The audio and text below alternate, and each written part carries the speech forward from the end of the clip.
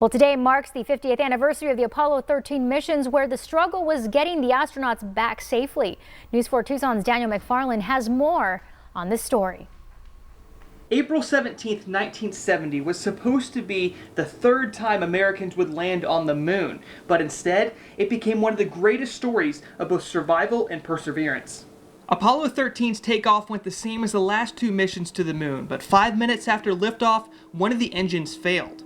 Going to the moon, it's not just one block, it's millions of pieces, and there was one piece that failed and led to failures in several others. The next failure was a bad one. One of the oxygen tanks blew up 56 hours into the flight. Houston, we've had a problem.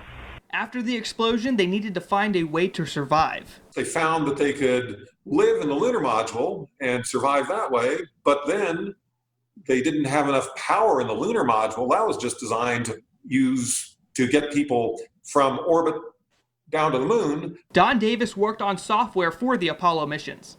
All of the work that we had done, all of the options, the one time that it was needed, the hardware wouldn't enable us to do what it required to do. Davis said there was a lot of improvising when it came to trying to bring back these three astronauts safely. One of the scariest moments for those working in Houston like Davis is when they re-entered Earth's atmosphere. They knew those three men were safe when they got low enough for the parachute to open. The way that the entire mission control just erupted with such relief once we saw the parachutes open.